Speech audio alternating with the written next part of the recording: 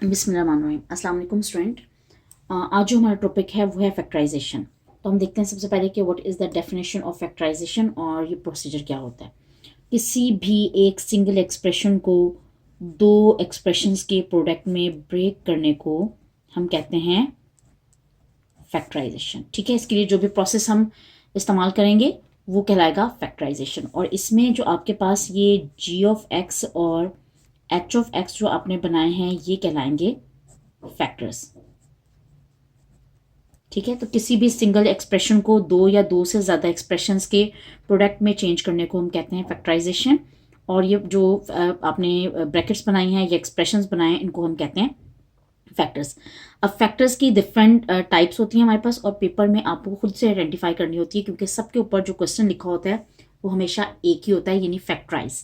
तो आपने आइडेंटिफाई करना है कि आपने इस पर कौन सा मैथड अप्लाई करके इसको फैक्टराइज करना है और इसके फैक्टर्स बनाने हैं। तो हम देखते हैं कि किस तरह से हम डिफरेंट टाइप के एक्सप्रेशंस के फैक्टर्स बना सकते हैं। सबसे पहले जो हमारे पास एक्सप्रेशंस होते हैं उनमें टर्म्स में आपके पास 3 टर्म्स होंगे और उनमें से कॉमन निकल सकता है। अगर आपके पास कॉमन निकल सकता है तो सबसे पहले आपने 3 टर्म्स या 2 टर्म्स सबसे पहले आप चेक करेंगे कि हमारे पास कोई फैक्टर कॉमन निकल सकता है या नहीं, क्योंकि फैक्टराइजेशन का जो सबसे ईजी और सिंपल स्टेप होता है वो होता है कॉमन लेना। तो हम देखेंगे कि जितनी भी टर्म्स हैं अगर उनमें से सब में से एक साथ ही कॉमन निकल सकता है तो सबसे पहले आप कॉमन लेंगे। उसके बाद आप उससे देखेंगे कि वो किस फॉर्मूले से या किस प्रोसीजर से मैच कर रहा है। हम स्टार्ट कर रहे हैं एक्सरसाइज 5.1 और क्वेश्चन है हमारे पास फैक्टराइज। ठीक है, पूरी एक्सरसाइज के टॉप पर लिखा हुआ है फैक्टराइज। तो आपने तमाम सवालात में खुद से पहचानना है कि आप यहाँ पर कौन सा मेथड अप्लाई कर रहे हैं। हमारे जो पहले सवालात हैं क्वेश्चन नंबर 1 के जो पार्ट्स हैं उन सब में 3 टर्म्स आपके पास आ रही हैं, तो आपने देखना है कि इनमें सबसे पहले कॉमन क्या निकल रहा है। तो हम देखते हैं 2 के टेबल में ये सारे नंबर्स आ रहे हैं। ठीक है, तो सबसे पहले आपका कॉमन निकल रहा है 2। आप इधर इक्वल साइन लगाएंगे। जब इक्वेशन होती है तो आपने सेंटर में इक्वल साइन लगाना होता है और राइट लेफ्ट कोई इक्वल साइन नहीं होता, लेकिन जब एक्सप्रेशन होता है तो आपने इस एक्सप्रेशन के लेफ्ट साइड पर इक्वल साइन लगाना है। अब देखें यहाँ पर ए सब में कॉमन है, ए भी आ जाएगा, यहाँ पर बी सब में मौजूद है, बी आ जाएगा, लेकिन सी सबके अंदर मौजूद नहीं है, इसका मतलब है सी कॉमन नहीं है। तो अब हमने जो टर्म्स कॉमन थी वो हमने लिख ली है बाहर। अब ब्रैकेट लगाते हैं। अब देखें 2 हम बाहर ले चुके हैं, ए और बी हम बाहर ले चुके हैं, तो यहाँ पे क्या बचेगा सी। ये minus sign as it is, क्योंकि हमने माइनस बाहर कॉमन नहीं लिया। अब आपने 2 का टेबल वहां तक पढ़ना है कि आपके पास 4 आए। 2 2 जा 4, तो आपने 2 तक का टेबल पढ़ा है तो आपके पास 4 आया, इसलिए बाकी बचेगा 2। ए भी आप कॉमन ले चुके हैं, यहाँ पे बचेगा X plus sign as it is. 2 हम बाहर ले चुके हैं, दोबारा 2 नहीं लगाएंगे अब हम, क्योंकि 2 1 जा 2 और 1 लगाने की जरूरत नहीं होती। ए और बी भी हम कॉमन ले चुके हैं, तो यहाँ आपके पास बच रहा है डी। ठीक है, मजीद इसकी कोई सिंप्लीफिकेशन नहीं हो सकती, तो ये आपका आंसर है। अब हम करते हैं नेक्स्ट क्वेश्चन। क्वेश्चन नंबर 2 है आपके पास 9x minus 12 X square Y plus 18 Y square. ठीक है, यहां से आपके पास निकल रहा है। आप अपने सबसे पहले देखना है कि कौन से टेबल में ये तीनों नंबर्स आ रहे हैं। जिनमें ये तीनों नंबर्स आएंगे वो कॉमन होगा। ठीक है, अगर हम 9 देखें तो 9 के टेबल में 12 नहीं आता, 18 आ जाता है। ठीक है, 3 देखते हैं तो 3 के टेबल में ये तीनों नंबर्स आ जाते हैं। 3 हमने यहाँ पे कॉमन लेना है, एक तो 3 कॉमन निकलेगा, फिर आपके पास आएगा x कॉमन आएगा, सबसे छोटी पावर कॉमन लेनी है, लेकिन तीसरे में x नहीं है तो इसका मतलब है x हम कॉमन नहीं ले सकते। अब यहाँ पर कॉमन क्या आएगा, y आएगा, और y की छोटी पावर आएगी, y की पावर छोटी है 1। तो अब आपने 3 का टेबल कहाँ तक पढ़ना है कि 9 आए, 3 3 जा 9, और चूंकि x कॉमन नहीं है तो x लिखेंगे। y आप एक ही था वो कॉमन ले चुके हैं, इसलिए y नहीं आएगा। माइनस साइन 3 का टेबल कहाँ तक पढ़ें कि 12 आए, 3 4 जा 12, x कॉमन नहीं लिया इसलिए x की दोनों पावर्स यहाँ रहेंगी। y एक है और वो आप कॉमन ले चुके हैं, वो नहीं लिखेंगे। प्लस साइन 3 का टेबल कहाँ तक पढ़ें आपके पास 18 आए, तो 3 6 सा 18, और y यहाँ पर 2 हैं, एक आप बाहर ले चुके हैं तो एक यहाँ पे बाकी बचेगा, और मजीद इसके अंदर से कोई टर्म कॉमन नहीं निकल सकती है, तो ये आपका आंसर हो जाएगा। इसका थर्ड पार्ट में हम देखें तो ये आपके पास कॉमन आ रहा है, एक तो माइनस साइन आ रहा है बाहर। ठीक है, और जिसमें नहीं होगा तो फिर उसका साइन चेंज कर देंगे। एक 3 कॉमन आ रहा है और एक आपके पास x कॉमन आ रहा है। y कॉमन नहीं आ रहा है इसलिए क्योंकि y इसमें मौजूद नहीं है। ठीक है, और तीनों में मौजूद होना जरूरी है उस नंबर का, अगर किसी एक में भी नहीं होगा तो वो कॉमन नहीं निकलेगा। अब चूंकि यहाँ पे माइनस साइन हम बाहर ले चुके हैं तो ये प्लस हो जाएगा और लगाने की जरूरत नहीं होती। 3 हम बाहर ले चुके हैं, x 2 है और 2 एक बाहर आ चुका है, तो एक x बचेगा आपके पास और एक y बचेगा। माइनस 3 भी आप बाहर ले चुके हैं और एक्स भी आप बाहर ले चुके हैं और माइनस साइन भी ले चुके हैं, तो माइनस साइन पॉजिटिव हो जाएगा। अब यहाँ पर ये नहीं आपने करना कि आप यहाँ पर जीरो रखें, जीरो नहीं बल्कि यहाँ पे 1 बचेगा ताकि दोबारा मल्टीप्लाई हो, तो यही ड्रामा है। तो जब कुछ नहीं बचता मल्टीप्लीकेशन में तो फिर 1 बचता है। अब यहाँ पर प्लस है लेकिन आप माइनस साइन बाहर ले चुके हैं, तो यहाँ पर माइनस हो जाएगा। 3 का टेबल कहाँ तक पढ़ेंगे कि 9 आए, तो 3 3 9, तो 3 आपने यहाँ पर लिखना है। एक्स 1 है और वह आप बाहर ले चुके हैं, तो एक्स अब यहाँ पर मौजूद नहीं है। वाई आपने बाहर नहीं लिया इसलिए दोनों वाई यहाँ पर मौजूद हैं। ठीक है, मजीद इसमें सिंप्लीफिकेशन कुछ नहीं हो सकती, कुछ भी कॉमन नहीं निकल सकता, तो ये आपका आंसर है। अब चलते हैं नेक्स्ट क्वेश्चन की तरफ। Question number 4। क्वेश्चन नंबर 4 में आपके पास सबसे छोटा नंबर 5 है और 5 के टेबल में ही ये तीनों नंबर्स आते हैं। तो 5 आपने कॉमन लेना है एक, तो ठीक है, एक ए कॉमन लेना है आपने, एक बी कॉमन लेना है आपने और एक सी कॉमन लेना है। ठीक है, और इनमें से आपने ये देखना है कि छोटी पावर कौन सी है। ए की सबसे छोटी पावर 1 है तो आपने 1 कॉमन लेना है। बी की छोटी पावर 1 है तो आपने बी की पावर 1 कॉमन लेना है। और सी की सबसे छोटी पावर भी 1 है तो आपने 1 कॉमन लेना है। ठीक है, फिर अब बाकी क्या बचता है। 5 का टेबल कहाँ तक पढ़ेंगे, 5 आए 1 तक, और 1 लिखते नहीं है। ए यहाँ पर 1 था और वो हम बाहर ले चुके हैं इसलिए ए यहाँ पर नहीं बचेगा। बी यहाँ पर 2 है, 1 बाहर ले लिया, 1 भी यहाँ पे बच जाएगा। सी 3 थे, 3 में से 1 बाहर आ गया तो बाकी आपके पास 2 बचेंगे। माइनस साइन 5 का टेबल कहाँ तक पढ़ेंगे कि 10 आए, 5 2 10। ए यहाँ पर 2 है, 1 आपने बाहर ले लिया और 1 आपके पास यहाँ अंदर रह जाएगा। 3 है, 1 आपने बाहर ले लिया है तो बी 2 बच जाएंगे। और सी 1 ही है और वो आप बाहर ले चुके हैं तो यहाँ पर सी नहीं होगा। फिर माइनस साइन। अब 5 का टेबल कहाँ तक पढ़ेंगे, 20 आए, 5 4 20। अब यहाँ पर ए 3 है और आपने 1 बाहर लिया है तो बाकी बचेंगे आपके पास 2। बी 1 था वो आप बाहर ले चुके हैं इसलिए बी नहीं बचेगा। सी 2 है, 2 में से आपने 1 बाहर ले लिया तो 1 यहाँ पर आपके पास बचेगा। ठीक है, मजीद अब आप इन तीनों में से कोई भी टर्म कॉमन नहीं निकाल सकते तो इसलिए आपका यही आंसर है। अब चलते हैं नेक्स्ट क्वेश्चन की तरफ। Question number 5। क्वेश्चन नंबर 5 में आपके पास है 3x³ y। अब इनमें ब्रैकेट ऑलरेडी कॉमन है। ठीक है, आपने इन 2 ब्रैकेट्स को कॉमन लेना है और उसके बाद देखेंगे कि मजीद क्या कॉमन निकल रहा है। नंबर 1 बात तो आपके पास यहाँ पर कॉमन निकल रहा है x - 3y। इसको ब्रैकेट यहाँ लगाएं और बाकी आपके पास बच रहा है 3x³ y and -7x² and y²। ठीक है, एक दफा दोबारा यहाँ से कॉमन निकल रहा है, लेकिन क्या कॉमन निकल रहा है, x² कॉमन निकल रहा है और y कॉमन निकल रहा है। तो अब यहाँ पर आपने ब्रैकेट लगानी है ये वाली, x - 3y, इसको बाहर रखेंगे, अंदर आप स्क्वायर ब्रैकेट लगाएं और उसके बाद आप इन दोनों में से एक, तो चूंकि x की छोटी पावर 2 है तो आपने x² कॉमन लेना और y की छोटी पावर 1 है तो यहाँ से y कॉमन लेना है। यहाँ पे बचेगा 3 यहाँ पर x है, हम 1 2 बाहर ले चुके हैं और 1 x बचेगा और y 1 है वो हम बाहर ले चुके हैं। माइनस साइन 7 कॉमन नहीं लिया, x 2 थे वो बाहर चले गए और y 2 थे, 1 बाहर ले लिया और 1 आपके पास यहाँ बचेगा। अब इसमें से मजीद कुछ भी कॉमन नहीं निकल सकता इसलिए यही आपका आंसर होगा। आप इसे रीअरेंज करना चाह रहे हैं तो ये टर्म आप स्टार्ट में लें क्योंकि ये सब अब मल्टीप्लाई हो रहे हैं। तो ये आपके पास हो जाएगा x² y, ब्रैकेट में आ जाएगा x - 3y और दूसरी ब्रैकेट में आ जाएगा 3x - 7y।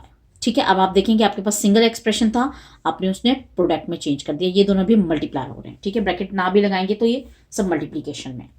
अब आते हैं नेक्स्ट क्वेश्चन की तरफ। क्वेश्चन 1 का लास्ट पार्ट। क्वेश्चन 1 के लास्ट पार्ट में आपके पास देखें यहाँ पर भी सेम वही मेथड है। ये ब्रैकेट कॉमन निकल रही है तो आप इसे ब्रैकेट को कॉमन निकाल लें। ये आपके पास आ रहा है x² + 5। ठीक है, अब ब्रैकेट में आपके पास बचेगा, दूसरी ब्रैकेट में ये आपके पास आ जाएगा 2xy³ + 8xy²। ठीक है, नेक्स्ट में अब आपने पहली वाली टर्म को एज इट इज लिखना है, x² + 5। यहाँ सेकंड पे स्क्वायर ब्रैकेट लगाएं और इसमें से आप देखें क्या कॉमन निकल रहा है, 2 कॉमन निकल रहा है, x कॉमन निकल रहा है और y की 2 पावर्स कॉमन निकल रही हैं। ठीक है, 2 बाहर आ गया है इसलिए यहाँ पर 2 नहीं बचेगा, x भी बाहर चला गया है वो भी नहीं बचेगा, y 3 थे, 2 आपने बाहर ले लिए, 1 यहाँ पे बचेगा। अब 2 का टेबल कहाँ तक पढ़ेंगे, 8 आए, 2 4 8, 1 x बाहर आ गया है और 2 y भी बाहर चले गए तो आपके पास सिर्फ ये बचेगा। अब चूंकि ये सब भी प्रोडक्ट में आ रहे हैं इसलिए आप इन्हें मल्टीप्लीकेशन की फॉर्म में लिख सकते हैं, 2xy² × x² + 5 × y + 4। ठीक है, आपने सिंगल एक्सप्रेशन को इस तरह से ब्रैकेट्स के अंदर ब्रेक कर दिए। अब आते हैं नेक्स्ट क्वेश्चन, क्वेश्चन नंबर 2 पे। क्वेश्चन नंबर टू में भी सवाल वही है कि फैक्टराइज करें। अब आपको 4 टर्म्स मिलेंगी, ठीक है। अब आपने क्या करना है, जब भी 4 टर्म्स होंगी तो आपने देखना है कि अगर पावर मौजूद नहीं है या पावर डिफरेंट है तो फिर आपने यहाँ पर 2 टर्म्स में से इस तरह से कॉमन लेना है कि ब्रैकेट जो है वो आपके पास एक जैसी बननी चाहिए, ठीक है। फॉर एग्जाम्पल हम स्टार्ट करते हैं, इन दोनों में से कॉमन निकल रहा है a, तो आपके पास यहाँ पर आएगा 5x माइनस 3y। यहाँ से माइनस साइन कॉमन लें, और अगर हम यहाँ पर दोनों में से b कॉमन लेते हैं तो ये आपके पास बचता है 5x। अब चूंकि बाहर माइनस साइन लगाया है तो अंदर वाला साइन चेंज हो जाएगा, तो ये हो जाएगा 3y आपके पास बचेगा, ठीक है। देखिए हमने कॉमन लिया है, यहाँ पे हमें रीअरेंज नहीं करना पड़ा, तो दोनों में एक जैसे ब्रैकेट जो हैं वो आपके पास आ गए। अगर इन केस आपके पास कॉमन लेने पर ब्रैकेट एक जैसे ना आए तो फिर आपने अपनी एक्सप्रेशन को एक्सचेंज मतलब उसकी टर्म्स को रीअरेंज करना है, लेकिन उसमें आपने साइन चेंज नहीं करने होते, ठीक है। अब हम इसमें से दोबारा कॉमन निकालते हैं, 5x माइनस 3y। अब आपके पास बचेगा इसमें, इस पूरी टर्म के अंदर से आपके पास a बच रहा है और इस पूरी टर्म के अंदर से आपके पास b बच रहा है। तो आपके पास देखें क्या सिंगल एक्सप्रेशन था, आपने उसे प्रोडक्ट ऑफ 2 एक्सप्रेशन में चेंज कर दिया। अब आते हैं नेक्स्ट क्वेश्चन की तरफ। नेक्स्ट क्वेश्चन आपके पास 3x minus 2y minus 12x minus 8, ठीक है। यहां से अगर हम इन दोनों में से देखें तो हमारे पास जो कॉमन है वो निकल रहा है, रीअरेंज करना पड़ेगा हमें इसे।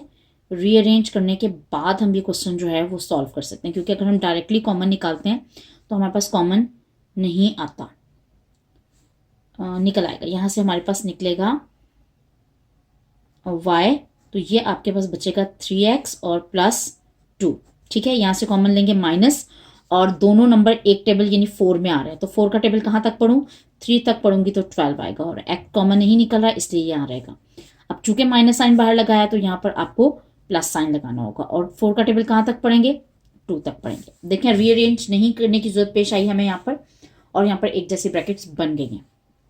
तो हम दोबारा कॉमन लेंगे और ये हो जाएगा 3x प्लस 2, और अब इसमें बचेगा आपके पास y और यहाँ पर बचेगा माइनस का 4, ठीक है। मजीद कॉमन नहीं निकल सकता और फैक्टर्स हमारे बन गए।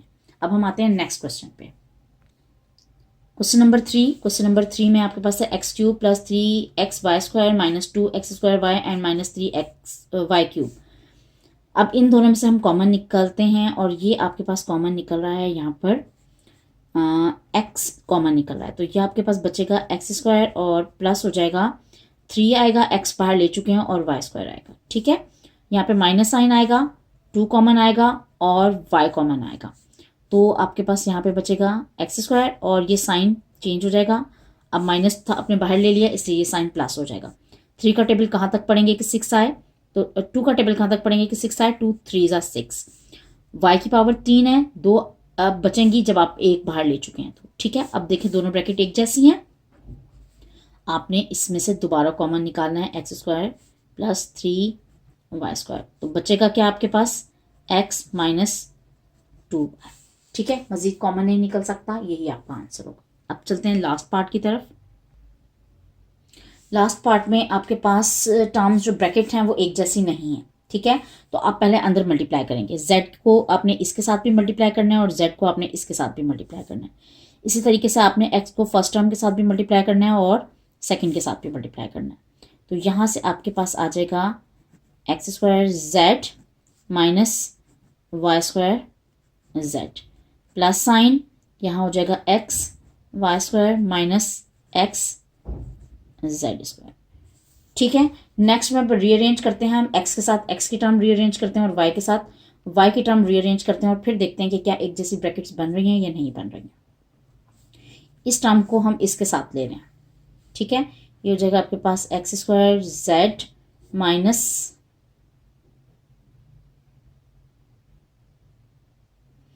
x y², ठीक है। फिर आपके पास आएगा minus y² z and minus x z², ठीक। अब कॉमन लेते हैं, यहाँ से हम इन दोनों में से कॉमन निकल रहा है x, और यहाँ पर आपके पास बचेगा x z and minus y², ठीक है। यहाँ से हम कॉमन ले रहे हैं माइनस, और साथ में हम कॉमन ले रहे हैं यहाँ से z, तो यहाँ से आपके पास बचेगा y² क्योंकि आपने बाहर माइनस साइन लगाया है तो साइन अंदर चेंज होगा आपका। तो यहाँ पर आपके पास बचेगा Y square plus X Z. अब ये दोनों टर्म्स आगे पीछे हैं लेकिन दोनों पॉजिटिव हैं तो आप इसे रीअरेंज कर सकते हैं। दोबारा कॉमन निकालेंगे, X Z plus Y square, तो इस फर्स्ट टर्म के अंदर आपके पास बचेगा एक्स और यहाँ पे बचेगा माइनस का जेड। मजीद कॉमन नहीं निकल सकता तो यही आपका आंसर होगा। अब चलते हैं क्वेश्चन नंबर 3 पे। क्वेश्चन नंबर 3 में 3 टर्म्स होंगी। अब आपको कैसे पता चलेगा कि ये 3 टर्म्स है और आपने किस तरह से सिंप्लीफाई करनी है।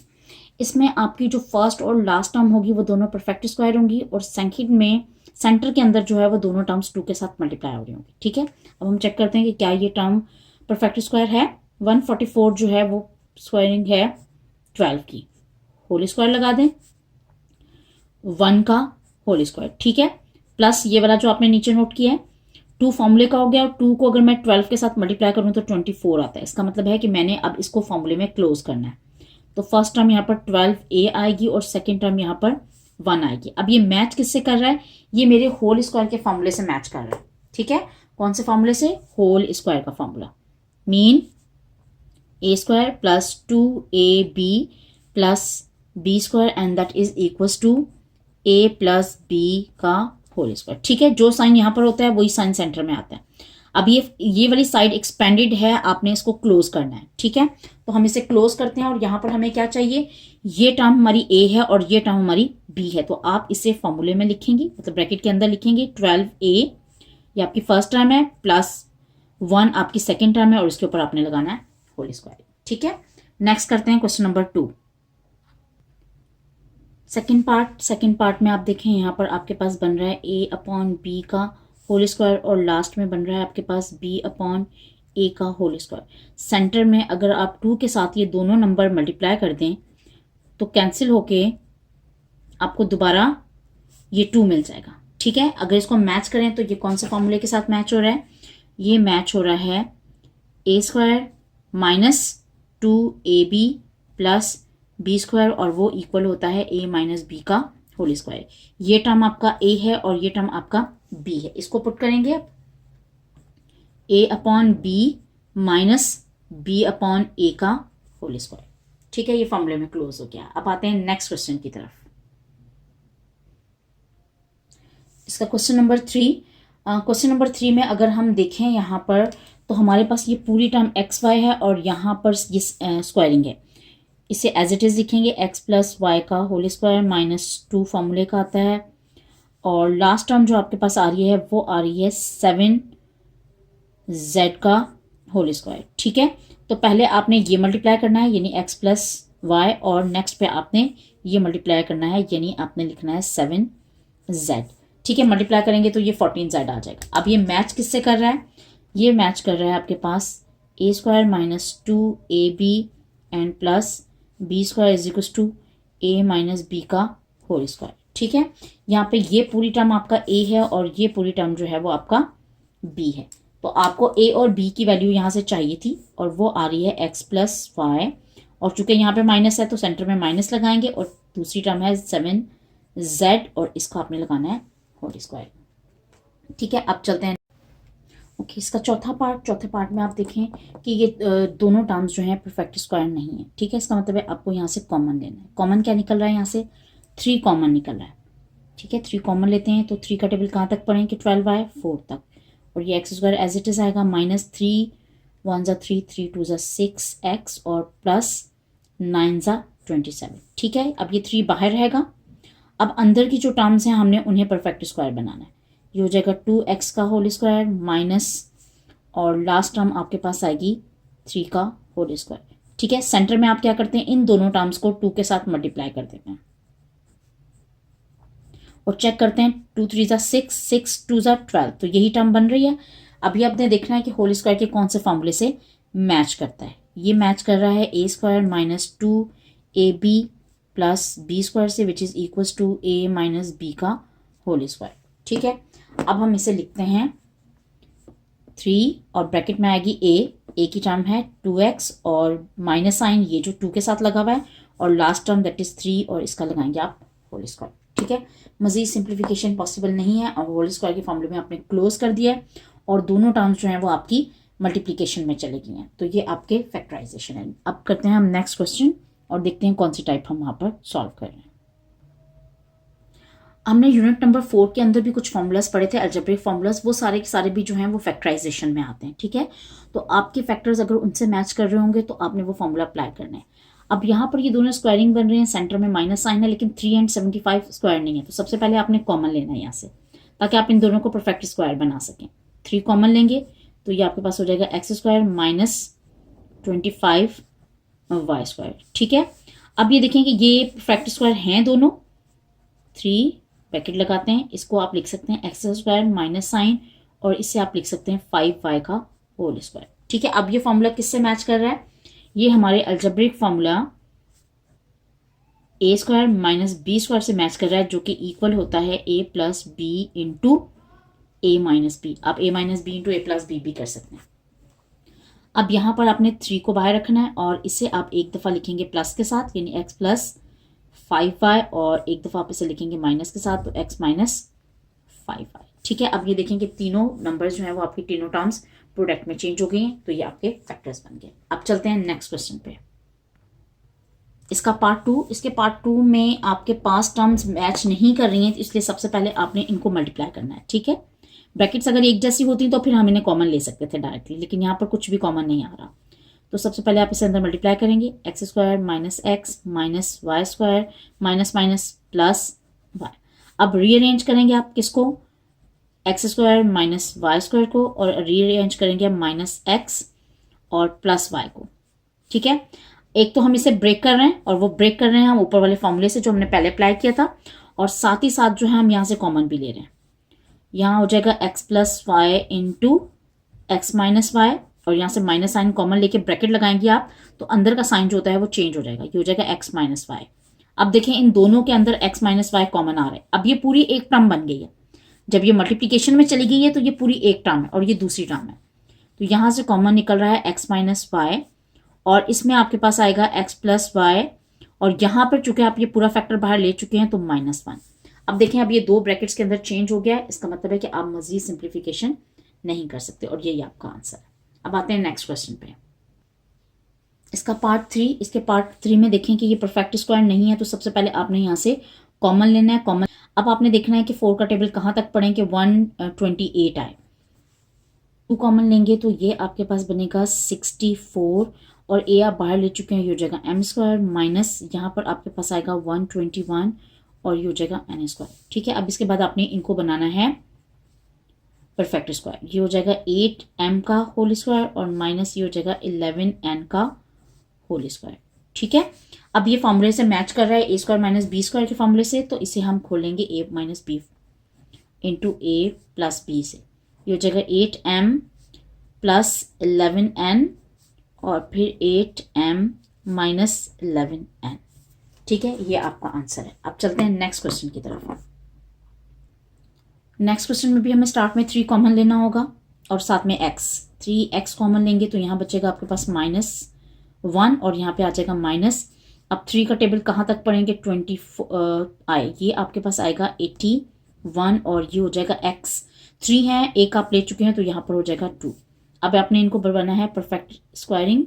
ये हो जाएगा 3x एज इट इज़। 1 को हम लिख सकते हैं 1 का होल स्क्वायर, और -81 को लिख सकते हैं 9x का होल स्क्वायर। ठीक है, 3x बाहर रहेगा, और इसे आप लिखेंगे 1 प्लस 9x और इंटू 1 माइनस 9x। अब देखें कि ये सारे फैक्टर्स में चले गए हैं, तो आपके ये फैक्टर्स बन गए, और ये हमने पूरा प्रोसीजर फैक्टराइजेशन कर लिया। अब आते हैं हम लास्ट क्वेश्चन की तरफ। क्वेश्चन नंबर जो 5 है, इसमें जो हमारे पास टाइप होगी, इसमें आपके पास इस टाइप के क्वेश्चन होंगे।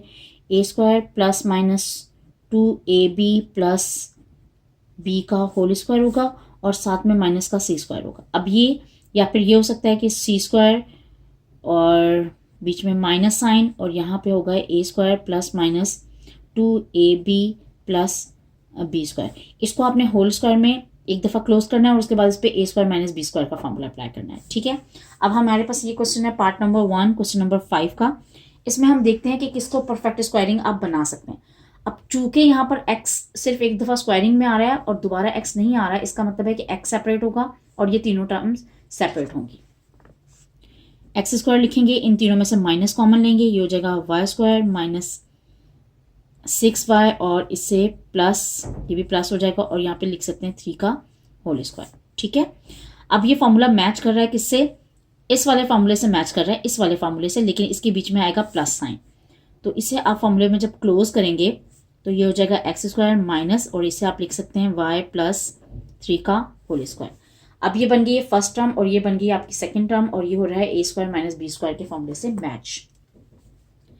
मैच करेंगे इसको ए स्क्वायर माइनस बी स्क्वायर से, और ये हो जाएगा आपके पास ए plus B into A minus B. ठीक है, फॉर्मूले से दोबारा ओपन करते हैं, एक दफ़ा लिखेंगे एक्स प्लस y प्लस 3 और एक दफ़ा लिखेंगे x माइनस वाई, और माइनस साइन जो है वो प्लस साइन को चेंज कर देगा और यहाँ हो जाएगा -3। ठीक है, मज़ीद कुछ भी कॉमन नहीं निकल रहा और मज़ीद फैक्टर्स नहीं बन रहे, दो प्रोडक्ट में चेंज हो गया। ये आपकी फैक्टराइजेशन है। अब करते हैं इसका सेकंड सवाल।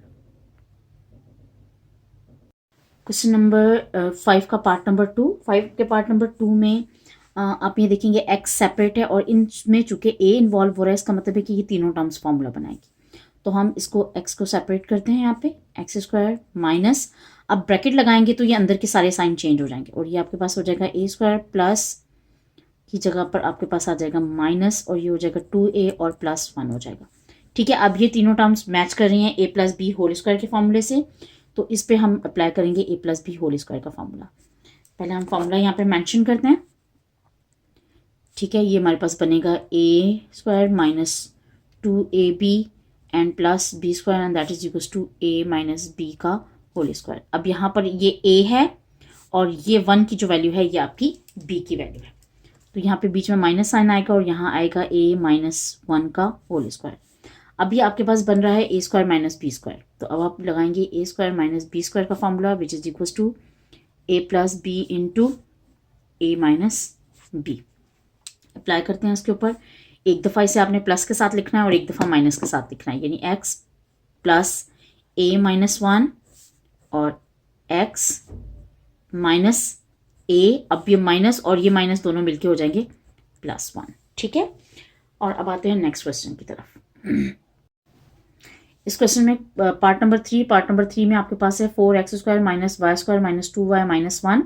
अब चूंकि 2 के साथ y है, इसलिए का मतलब है कि आपकी ये जो तीनों टर्म्स हैं ये फॉर्मूला बनाएंगे। ठीक है, इन तीनों टर्म्स में से हमने माइनस साइन कॉमन ले लिया और ये पॉजिटिव हो गए हैं। अब ये मैच करिए आपके पास a plus B whole square के फॉर्मूले से, तो आपने इसको a plus B whole square में चेंज किया है। यहाँ से आपके पास हो जाएगा a square minus B square, उसको एक दफ़ा प्लस के साथ लिखेंगे और एक दफ़ा माइनस के साथ लिखेंगे। जब माइनस के साथ लिखेंगे तो सेकेंड टर्म का सेंटर वाला साइन आपका चेंज हो जाएगा। अब आते हैं नेक्स्ट क्वेश्चन पे, इसका पार्ट नंबर 4। पार्ट नंबर 4 में देखें कि आपके पास 4 के साथ x भी है और यहाँ पर 2 के साथ y है। इसका मतलब है ये दो फॉर्मूलाज यहाँ पर आपके पास बन रहे हैं, एक फॉर्मूला x के साथ बनेगा और एक y के साथ बनेगा। अब देखते हैं कि कौन सी टर्म फॉर्मूला कंप्लीट करने के लिए कम है। ये हो जाएगा एक्स स्क्वायर माइनस का 4x। ठीक है, और आपके पास हो जाएगा, यहाँ पे मैं स्पेस छोड़ रही हूँ, स्पेस छोड़ने के बाद मैं आगे लिख रही हूँ minus Y square minus 2y, और ये +3 है। इस +3 को आपने ब्रेक करना है। अब देखें +3 को मुझे इस तरह से ब्रेक करना है कि यहाँ पर भी टर्म पूरी हो जाए और यहाँ पर भी टर्म पूरी हो जाए। ठीक है, अब यहाँ पर 2 के साथ चूंकि y है, इसके साथ दूसरी टर्म जो मल्टीप्लाई हो रही है वो मल्टीप्लाई हो रही है 1, तो इसका मतलब है यहाँ पर +1 होना चाहिए। ठीक है, लेकिन यहाँ पर हमें इस 3 को ब्रेक करना है। इस 3 को हम क्या ब्रेक कर रहे हैं, 4 माइनस 1 में ब्रेक कर रहे हैं। ठीक है, अब ये -1 जो है वो आप इसके साथ अरेंज कर देंगे और जो +4 होगा वो आप इसके साथ अरेंज कर देंगे, क्योंकि आपने फॉर्मूला बनाना है। अब यहाँ पर 2 तो फॉर्मूले का है, एक 2 कम था और वो 2 कहाँ से आएगा, यहाँ से आएगा। इसका मतलब है ये 3 टर्म फॉर्मूला बना रही है सेपरेटली और ये 3 टर्म सेपरेटली बना रही है। दोबारा देख लें कि आपने 3 को ब्रेक किया है 4 माइनस 1 में, और 4 को अरेंज किया आपने x के साथ और 1 को अरेंज किया आपने y के साथ। ये आपके पास हो जाएगा x माइनस 2 का होल स्क्वायर माइनस साइन, अब माइनस यहाँ से कॉमन लें तो ये बचेगा y स्क्वायर प्लस का 2y एंड प्लस का 1। एक स्टेप में मैंने इसको भी सिर्फ माइनस साइन इसमें से कॉमन लिया है, x माइनस 2 का होल स्क्वायर और यहाँ हो जाएगा x प्लस 1 का होल स्क्वायर। अब ये a स्क्वायर हो जाएगा और ये b स्क्वायर हो जाएगा और आप इसके ऊपर a plus B into a minus B का फॉर्मूला लगाएंगे। ये हो जाएगा x minus 2 plus y+1 into x-2 minus y, और नेक्स्ट साइन चेंज हो जाएगा -1। ठीक है, अब इसमें कांस्टेंट नंबर मौजूद हैं तो वो कांस्टेंट नंबर सिंप्लीफाई हो जाएंगे। ये आपके पास आ जाएगा x प्लस वाई और प्लस माइनस माइनस और साइन बड़ी टर्म का, x माइनस वाई और माइनस माइनस प्लस और साइन बड़ी टर्म का। मजीद सिंप्लीफिकेशन पॉसिबल नहीं है, तो यही आपका आंसर है। अब चलते हैं नेक्स्ट क्वेश्चन पे,